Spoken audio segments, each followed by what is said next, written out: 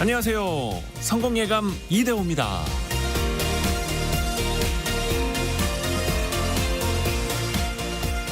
야외에서 모닥불을 피워놓으면 그 불에 뛰어드는 곤충들을 볼 수 있습니다.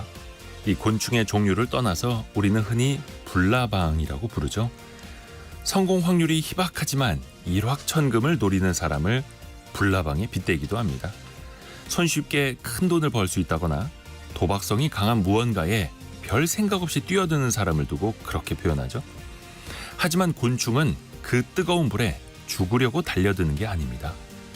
곤충들은 이 자연 상태에서 달빛이나 별빛을 기준으로 방향을 잡아서 이동하는데 사람이 만들어 놓은 인공적인 빛이 곤충을 착각하게 만드는 거죠. 결국 불나방은 먹이를 찾아서 천적을 피해서 날아다니다가, 즉 살기 위해서 빛을 찾다가 자기도 모르게 뜨거운 불길에 뛰어들게 되는 겁니다.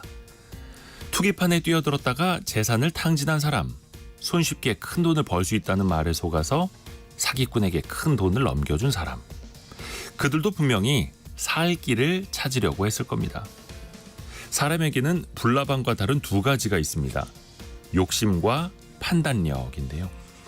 곤충은 욕심 없이 그저 진화한 대로 본능에 따라서 움직이지만 인간은 더 갖기 위해서 욕심을 부리다가 화를 자초합니다. 다만 판단력이라는 걸 통해서 그 위험성을 가늠할 수 있죠. 불나방이 된다는 건 결과론일 수도 있겠지만 욕심과 판단력, 그 둘 중에 무엇이 더 커졌는가에 따라서 똑같은 불빛이 때로는 달빛으로, 때로는 화마로 보일 수 있을 겁니다. 성공예감 이대호입니다. 시작합니다.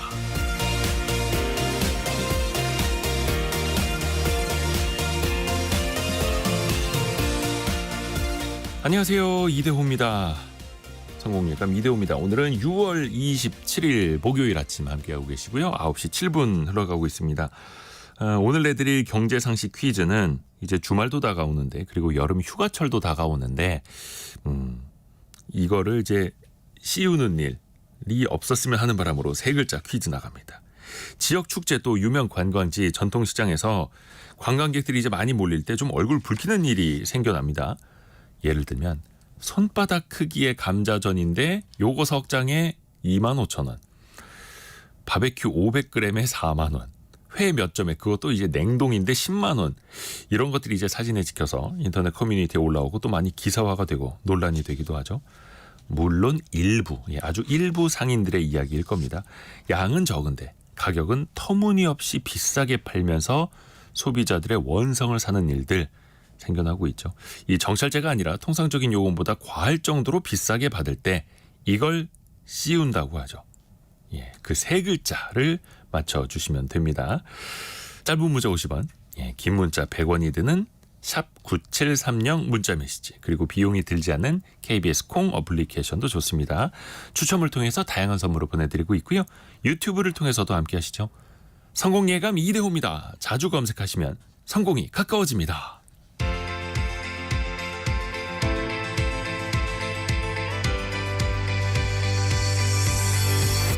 KBS 1라디오 성공예감 이대호입니다. 오늘의 경제 뉴스 경제전파사 강예지 에디터와 함께합니다. 안녕하세요. 안녕하세요. 조금 좋지 않은 소식인데, 첫 번째는 자영업자들의 대출 연체가 갈수록 심해지고 있다고요.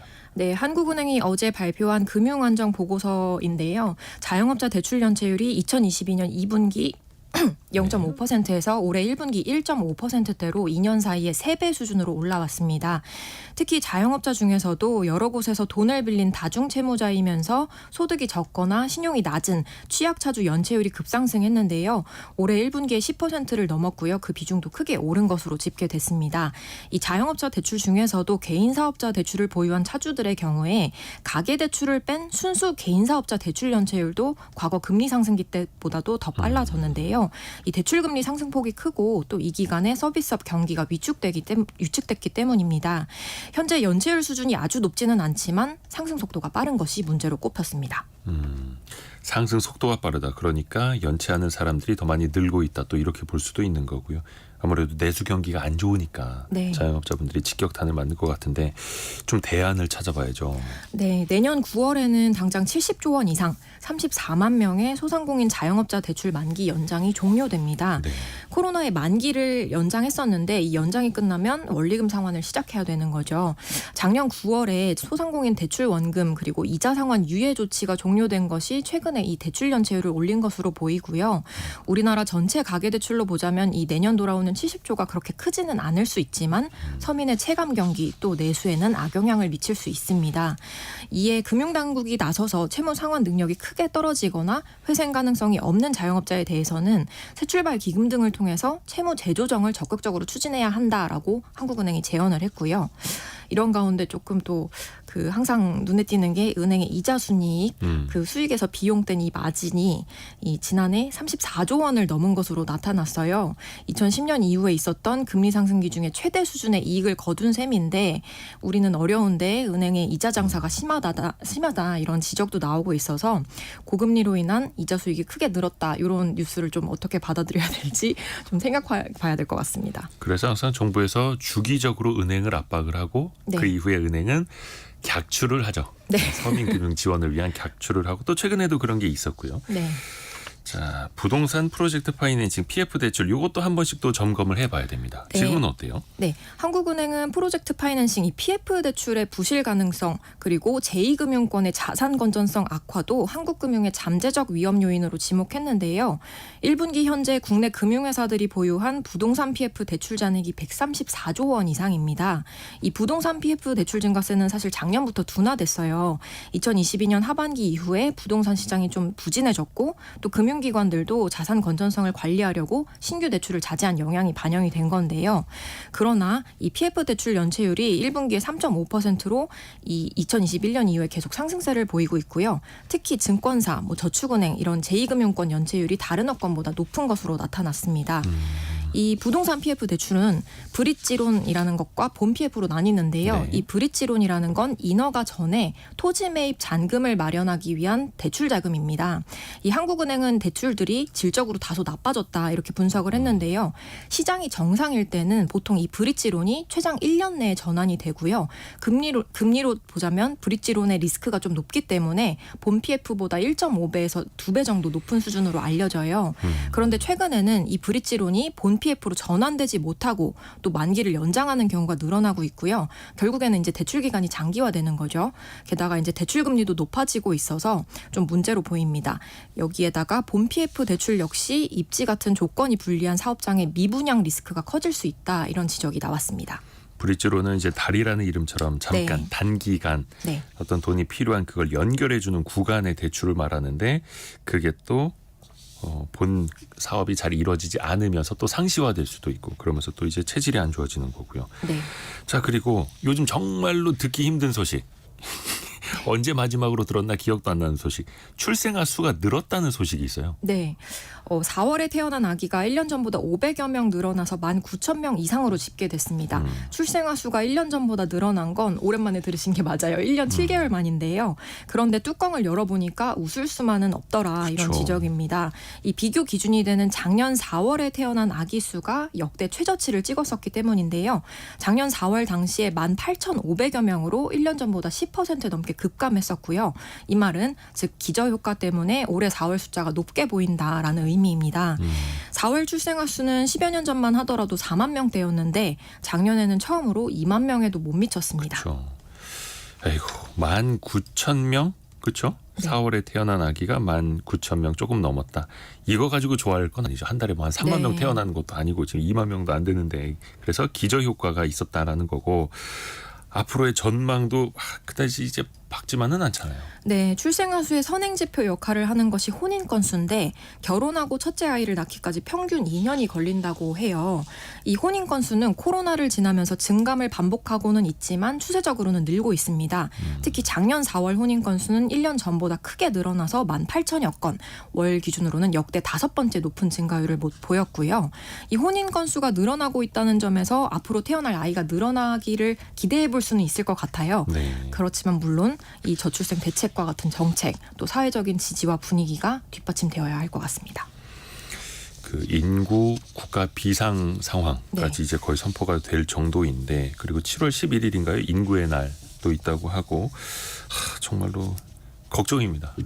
대한민국이 소멸하면 안 되는데 근데 이게 또 당장은 체감이 안 되다 보니까 하나하나 또 계속해서 우리도 꾸준히 이야기를 나눠봐야죠. 네. 자 그리고 내수 전반적으로 이제 좋지 않고 앞에서도 자영업자 그 연체율도 많이 높아지고 있다라는 소식 전해드렸는데 커피 전문점만큼은 좀 다른가 봐요. 하루에 커피 얼마나 드시나요?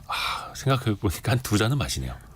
일일 2커피 하시는. 네네 네. 그러네. 커피 러버의 이제 그 열정이 반영된 통계치가 나왔는데요. 이 앱 리테일 분석 서비스 와이즈 앱 리테일 굿즈에 따르면 올해 1월에서 5월 사이 국내 주요 커피 전문점 결제 추정 금액이 3조 원에 가까워졌습니다. 만 20살 이상 우리나라 개인의 결제 금액을 추정한 건데요. 작년 같은 기간보다 13% 늘어났습니다. 연령별로는 30대와 40대가 절반 이상을 차지해서 가장 많이 커피 전문점을 찾는 것으로 분석됐고요. 메가 MGC, 컴포즈 커피와 같이 가성비를 내세운 커피 전문점의 성장세가 특히 두드러졌습니다. 매출이 1조 원에서 1조 2천억 수준으로 급등했고요. 이들의 점유율이 4년 동안에 지속적으로 늘어나서 올해는 40%대로 올라왔습니다. 이걸 해석해보자면 물가가 좀 비싸졌지만 커피를 포기할 수는 없는 이 편집장님과 같은 소비자들이 상대적으로 좀 저렴한 커피를 즐기는 것으로 분석이 됐습니다. 맞아요. 네. 커피 한 잔에 4-5천 원짜리는 너무 비싸고 네. 한 1-2천 원대 정도면 이제 괜찮죠. 그래서 요즘에 이제 가성비 이런 게 또 경제에서 또 키워드로 뜨고 있고요. 원재료 가격 중요하잖아요. 그것 때문에 또 이제 가격 연동돼서 계속 오르기도 하니까요. 요즘 원재료 값은 어때요? 네, 미국 IC 선물거래소에서 거래되는 코코아 선물 가격이 지난 21일 기준 톤당 8,900달러를 기록했습니다. 1년 전보다 3배 가까이 폭등한 건데요. 코코아 가격이 오른 건 이상기후로 생산량이 줄어들었기 때문이에요. 코코아가 생산되는 가나, 나이지리아, 코트디부아르 등 서아프리카 국가에 극심한 가뭄이 들었기 때문이고요. 이 코코아 가격이 오르니까 코코아를 원료로 쓰는 과자, 빵, 아이스크림과 같이 소비자들이 즐겨 찾는 식품 가격도 오르고 있습니다. 사실 코코아뿐만 아니라 커피 원두나 설탕, 올리브유 등도 이상기후로 생산량의 차질을 빚고 있고요. 우리나라 같은 경우에도 올해 6월 1최고 기온 33도 이상인 폭염일수가 예년보다 크게 늘어났다고 하는데요. 네. 이렇게 때이른 무더위 때문에 시금치, 청상추, 대파와 같이 고온에 취약한 농산물 도매가가 폭등했습니다. 한국은행에 따르면 폭염과 같이 일시적으로 섭씨 1도의 기온 상승 충격이 일어나면 농산물 가격 상승률이 0.5%포인트가량 높아지고요. 이 영향도 6개월가량 이어진다고 해요. 게다가 이제 과학지 네이처는 기후 이변으로 식품 인플레이션이 앞으로 10년간 연간 3%포인트씩 오를 수 있다라고 분석하기도 했습니다.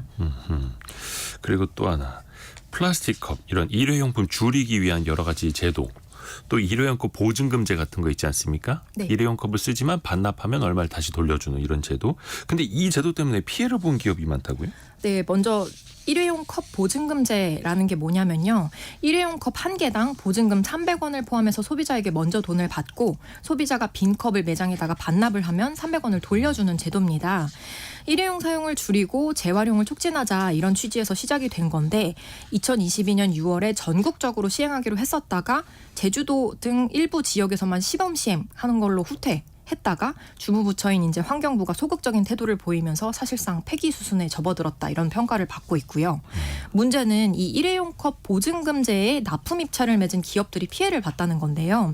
인쇄업체 2곳 또 배송업체 1곳이 납품 계약을 맺은 한국조폐공사를 상대로 손해배상 청구 소송을 제기했고요. 배상액이 총 75억 원입니다.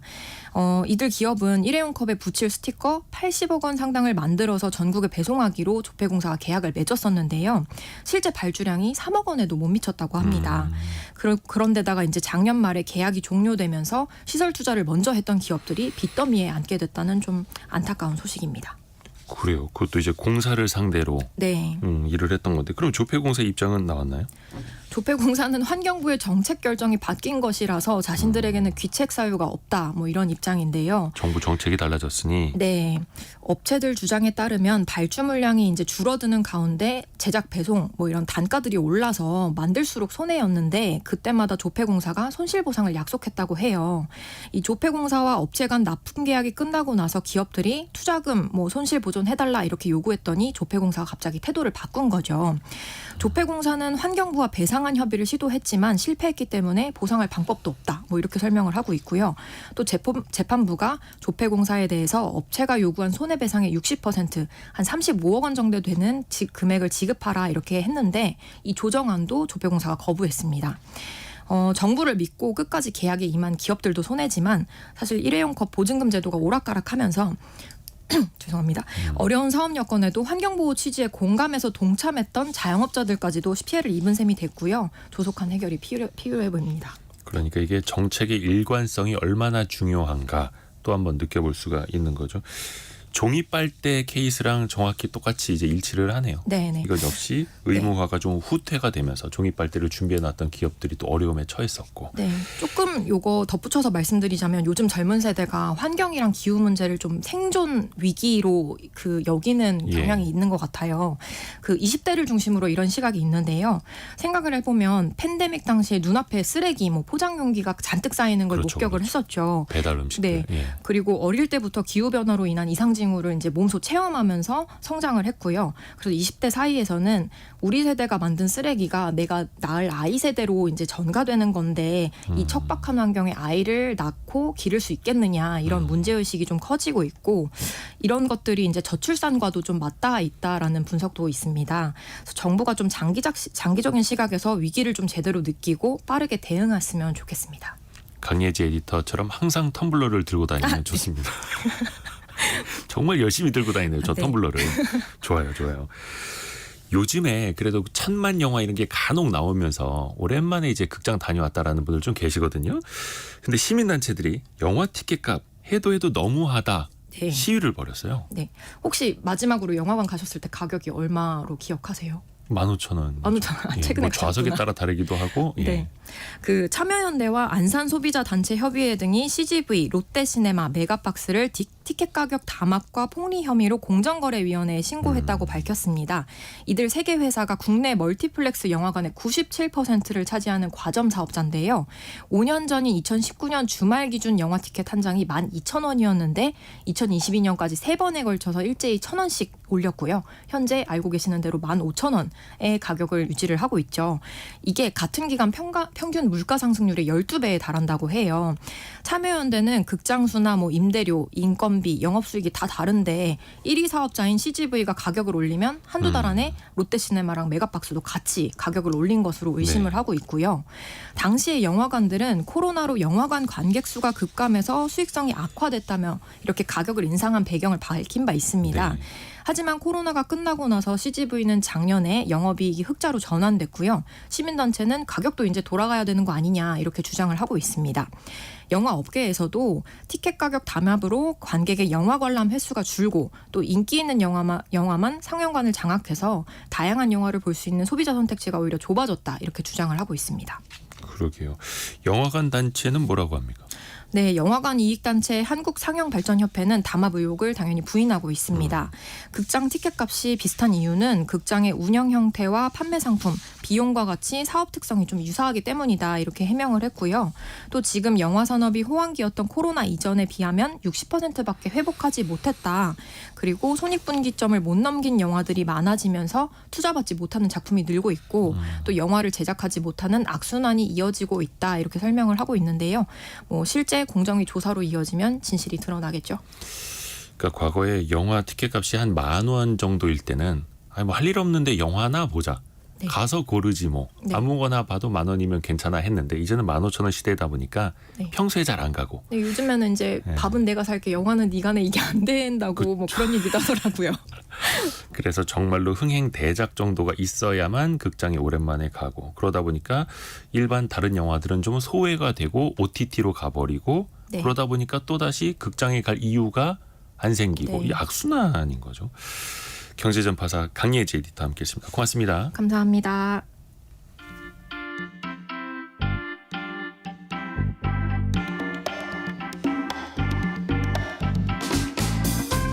지금 여러분께서는 KBS 일라디오 성공예감 이대호입니다를 듣고 계십니다.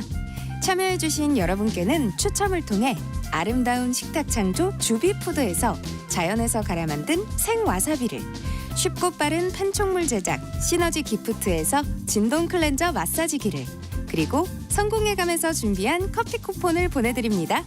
당첨자는 성공예감 이대호입니다. 홈페이지에서 확인하세요.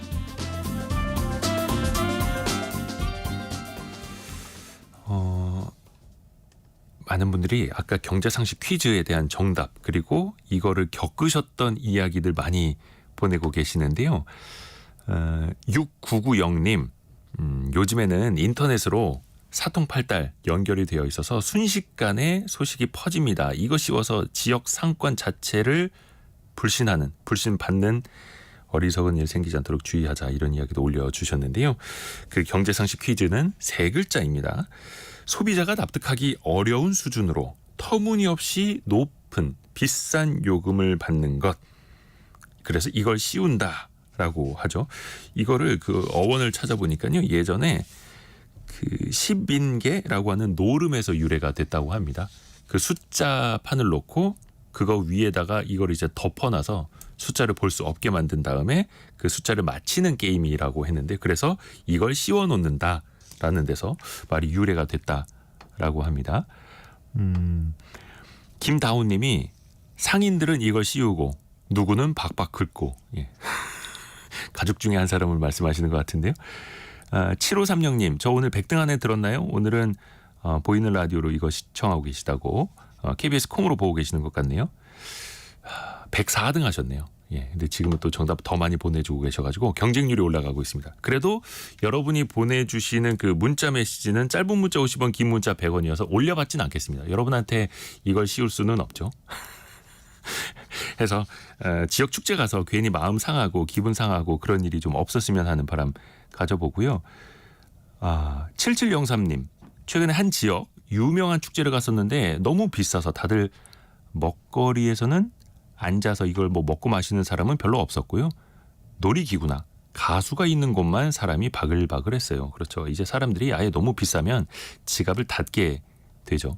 9733님은 골프장 같은 것도 지적을 해주셨네요.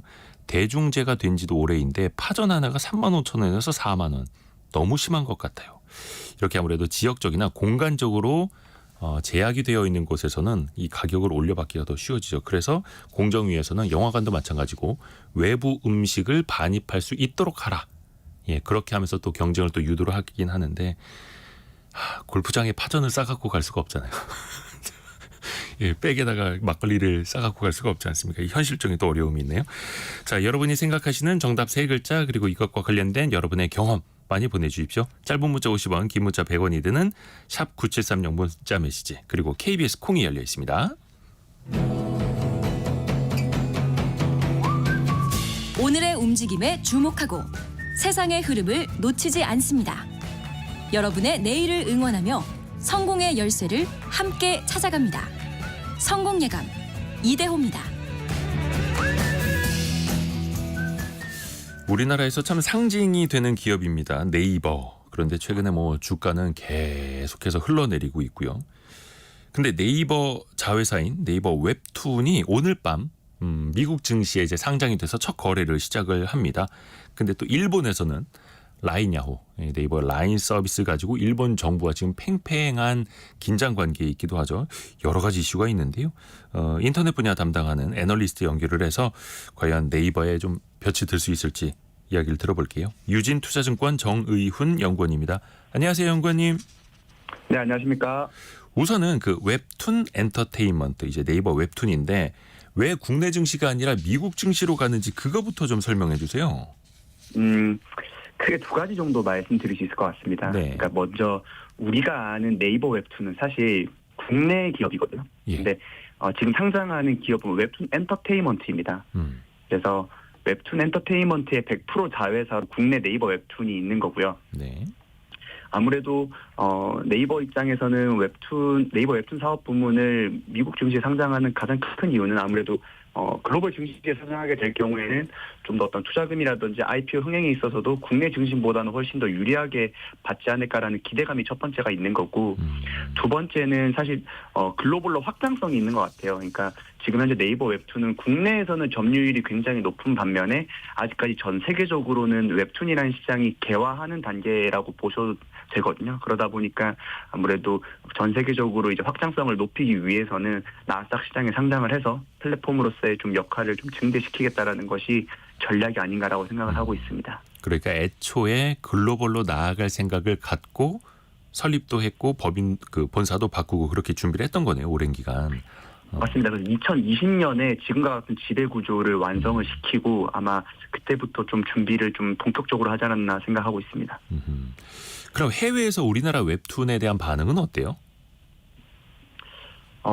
이게 사실 웹툰이 우리나라가 좀 근원이라고 해도 무방한데 이게 왜 그러냐면 물론 만화 시장 자체는 일본이 제일 큰 건 맞습니다. 예. 근데 다만 일본 같은 경우에는 종이 만화 시장이 엄청나게 큰 거고 종이 만화를 제외한 웹툰 시장 점유율만 놓고 본다면 점유율 자체는 우리나라가 훨씬 더 높거든요. 네. 반대로 얘기하면 우리나라랑 일본을 제외한 북미나 유럽 지역 이런 국가들 같은 경우에는 웹툰이 상대적으로 여전히 생소한 영역입니다. 그럼에도 매년 웹툰은 전 세계적으로 점유율을 높이고 있으며 특히 웹툰 기반으로 뭐 영화나 드라마 등 2차 창작물들이 요즘 뭐 최근에 많이 흥행하는 모습을 보이고 있어서 웹툰의 관심도는 더욱 커질 것으로 전망이 되고 있습니다. 그렇죠. 요즘엔 다시 이제 만화책으로 보질 않고 거의 다 이제 온라인으로 볼 수밖에 없으니까요. 모바일로. 혹시 웹툰 회사가 네이버 웹툰 말고 미국 증시에 상장한 적이 있었나요?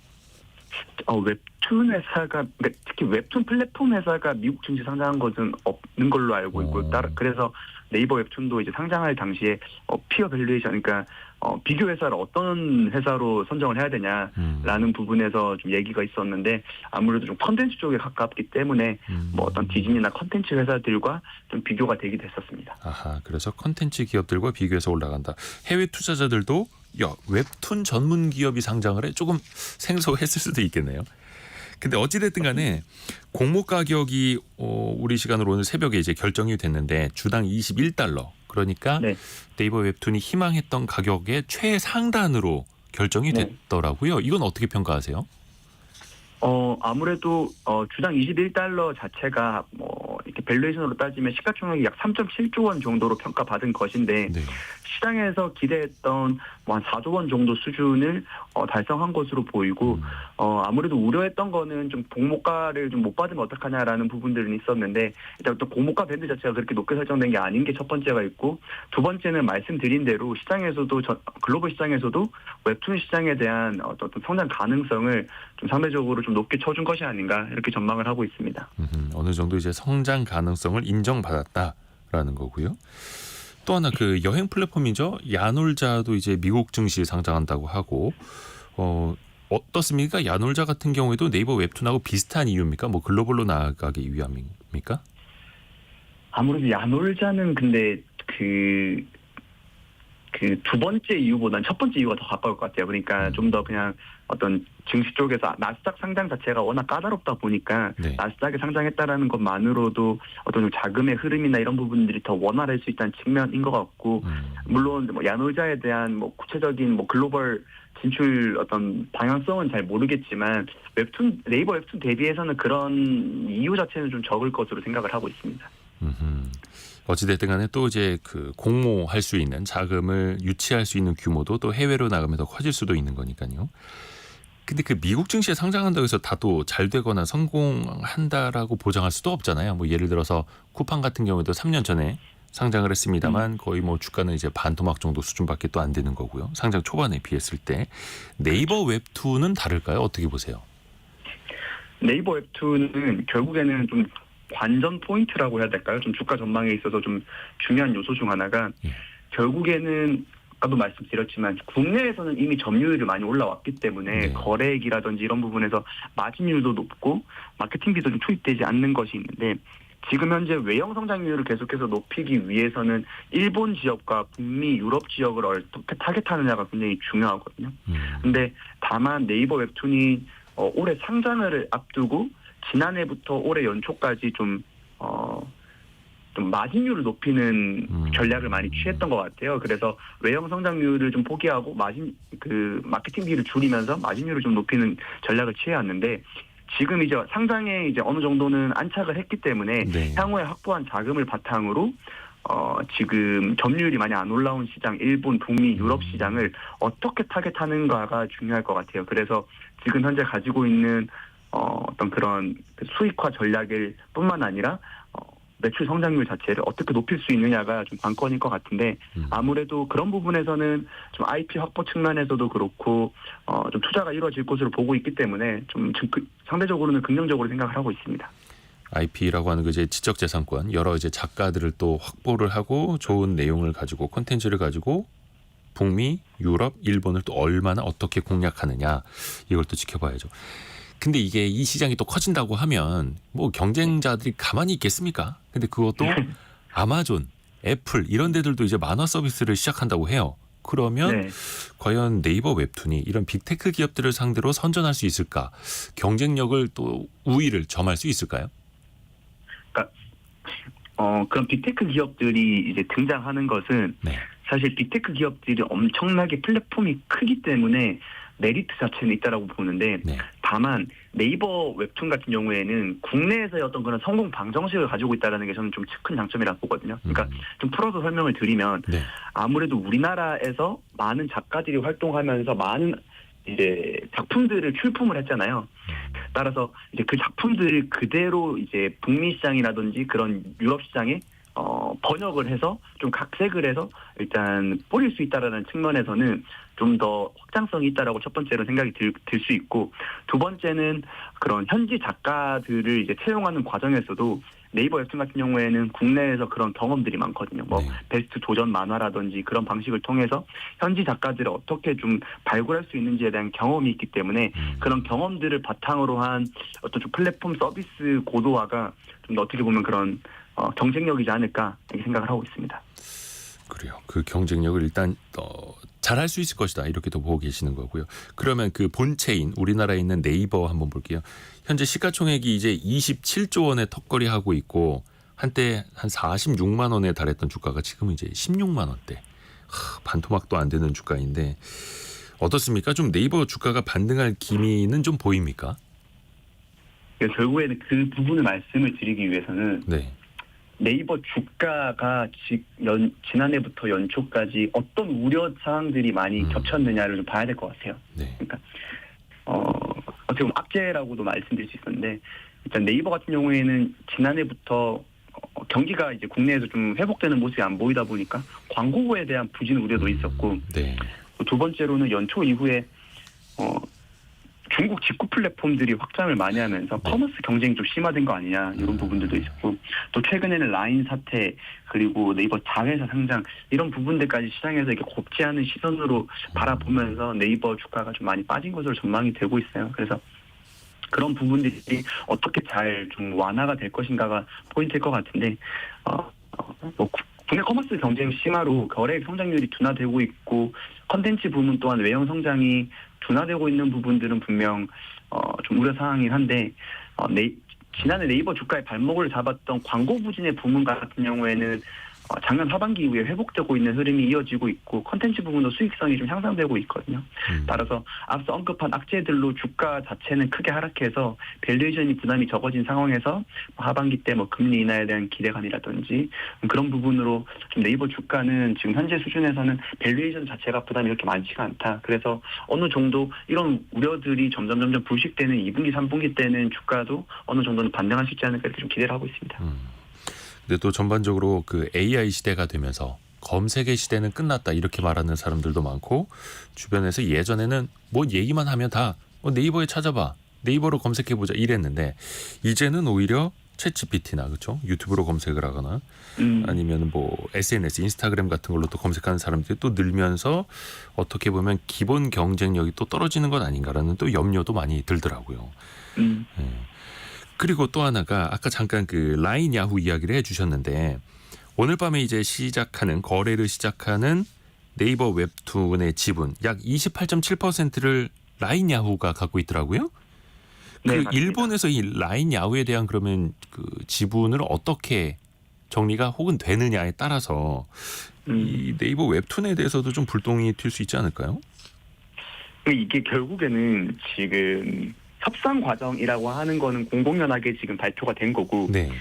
일본 총무성 그러니까 일본 정부에서 계속해서 지적해왔던 거는 결국 자기네들 어떤 메신저 인프라와 관련된 부분들을 푸시를 해왔던 거거든요. 네. 근데 그럼 그 부분은 결국엔 라인 야후만, 그러니까 라인만, 메신저 라인 쪽에서만 지금 태클을 걸고 있는 것이기 때문에 다른 사업 부문에 대한 지분 분리는 확실히 돼야 될 것으로 전망이 되고 있고 네이버도 그런 쪽으로 많이 노력할 것 같아요. 그래서 지금 현재 네이버가 가지고 있는 라인 야후의 어떤 그런 지분율을 고려한다라고 하면 순 지분율은 거의 80 후반에서 90%까지 가지고 있기 때문에 네. 그런 사태가 엄청나게 지금 악화되지 않는 이상은 네이버 웹툰과 관련해서 리스크는 좀 적지 않나 이렇게 생각을 하고 있습니다. 상장 후에도 한 63% 이상을 또 보유하게 되니까요. 맞습니다.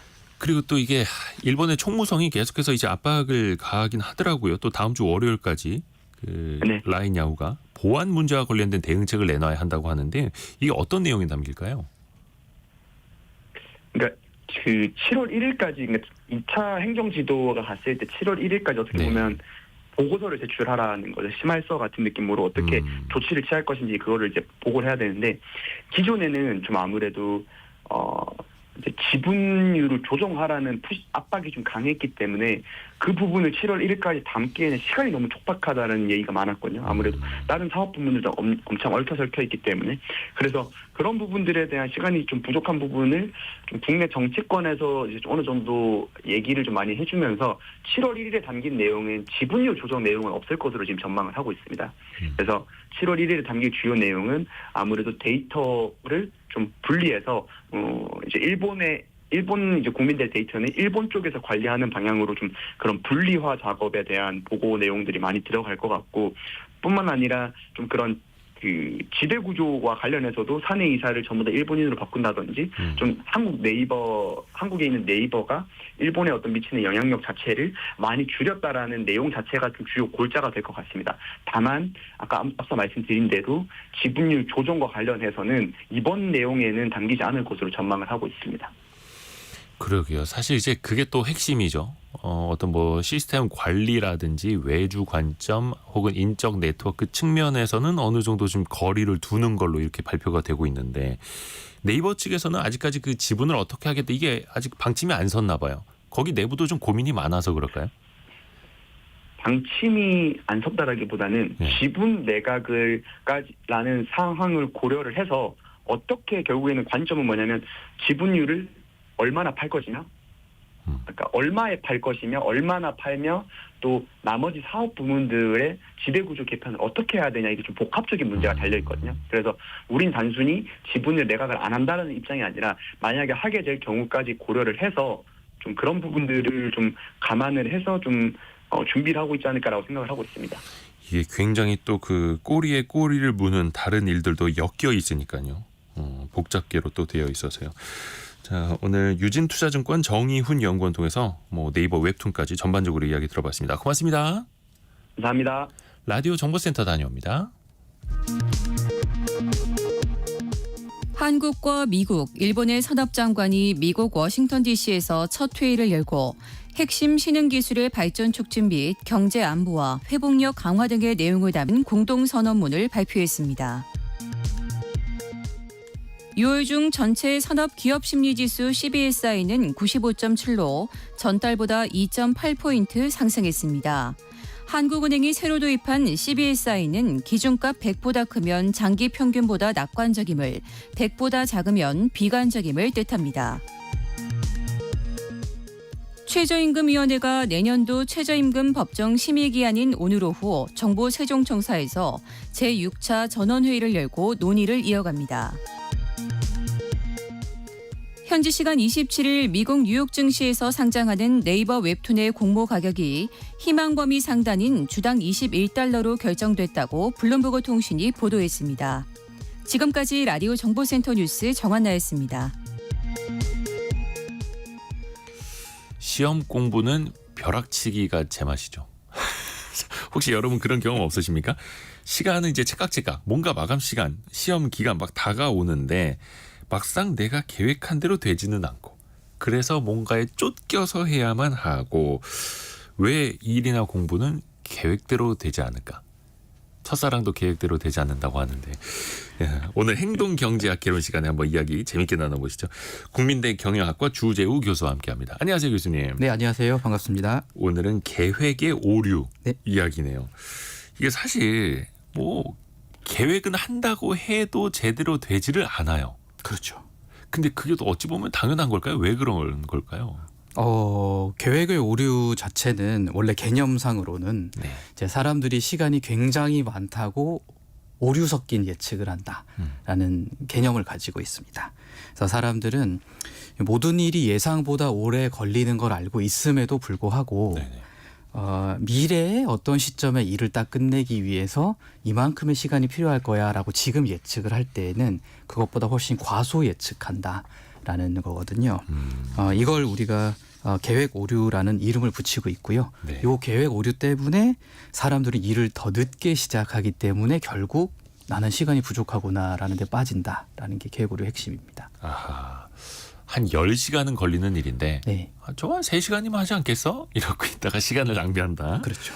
계획대로 되지 않는다. 계획도 오류가 발견이 된다라는 건데 그 요즘 MBTI 되게 네. 많이 유행하잖아요. 네. 근데 거기에서 맨 마지막 J냐 P냐에 따라서 계획적이냐 아니냐 그렇죠. 갈리던데 J가 좀 이제 계획적인 사람을 뜻하죠. 네.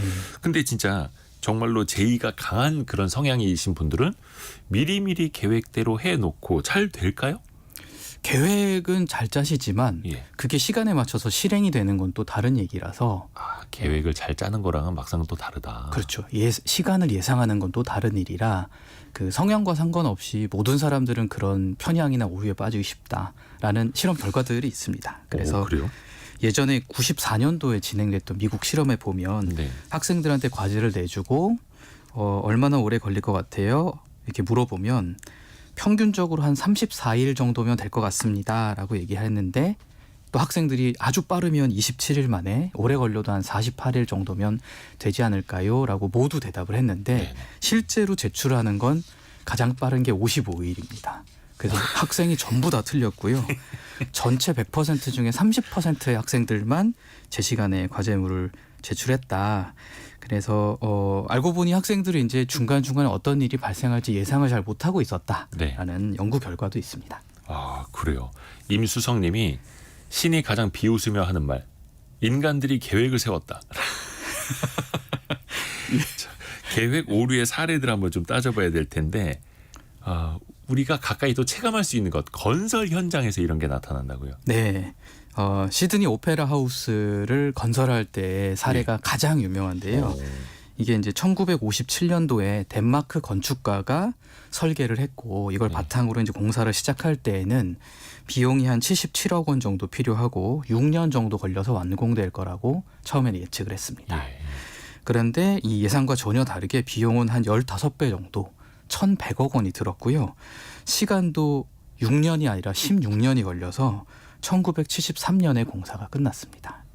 비용도 시간도 엄청나게 오류를 갖고 있었던 거죠. 시드니 오페라 하우스가요. 네. 비용이 15배. 시간도 16년이나 걸렸던 거예요. 이게 6년이면 다 지을 줄 알았는데 16년이 걸렸다. 그렇죠. 근데 애초에 완공 시간이나 비용을 이제 넉넉하게 잡아두면 되지 않았을까요? 네, 근데 그게 안 된다는 게 이제 이 계획 오류의 그게 핵심인데요. 계획 오류다. 예. 왜 그러냐면 일을 수행하다 보면 여러 가지 사건이나 상황이 발생하는데 네네. 그걸 사전에 예측을 못하기 때문에 그렇게 되는 거거든요. 시드니 오페라 하우스를 만들 때에는 예를 들면 지붕에 필요한 특수한 세라믹 타워를 개발하는 데에만 3년이 더 걸렸고 지붕 구조물을 만드는 데에만 8년이 더 걸렸고 자재를 수급하고 파업이 있었고 날씨가 변하고 이런 걸 다 고려를 할 수가 없었기 때문에 6년이 아니라 16년이 걸렸다고 볼 수 있고요. 아까 처음에 말씀드린 실험에 참가했던 학생들 왜 이렇게 오래 걸렸지? 이것도 학생들이 실제로 그 일들이 벌어질 거라고 예상을 잘 못하는 겁니다. 그래서 이 예상 시간과 실제 시간의 격차가 항상 있는데 그걸 알고 있음에도 불구하고 이번에는 격차가 없을 거야라고 되게 좋은 예상을 하게 된다는 거죠. 언제나 그런 잘못된 너무 낙관해서. 예상입니다. 예. 그러네요. 근데 이제 건축 분야에서도 당연히 그게 있는 거고 그 스페인의 파밀리아 성당인가요? 사그라다 파밀리아 성당. 그게 130년 넘게 건축을. 네, 그렇죠. 2026년 이후에는 완공될 수 있을 거다 이런 뉴스들도 나오기는 하던데 그것도 가봐야 아는 거고요. 그렇죠. 맞습니다. 야, 그래서 우리가 이제 행동 경제학을 배우는 이유가 이런 계획 오류를 일단 인정을 하고 네. 이걸 이제 줄일 수 있는 방법을 이제 생각해 보자라는 맞습니다. 거잖아요. 행동 경제학에서 어떤 방법을 제안하나요? 행동경제학이 지금까지 제안할 수 있는 방법은 크게 세 가지가 있습니다. 예. 그중에 제일 첫 번째는 과제를 수행할 때 발생할 수 있는 미래의 사건을 좀 쪼개어서 구체적으로 생각해 본다라는 첫 번째 방법이 있습니다. 이건 아주 당연한데 가장 강력한 방법이라서 네. 모든 사람한테 추천을 하고요. 예를 들면 외출 준비에 걸리는 시간을 한번 예측해 보는 실험에서 어떤 여성분한테 예를 들면 토요일 저녁에 식당에서 어떤 남자를 만납니다. 외출을 준비한다면 얼마나 걸릴까요? 하고 물어보면 네네네. 68분 정도 걸립니다. 이렇게 대답하지만 예. 외출을 준비한다면이라고 물어보지 않고 쪼개서 물어보는 거죠.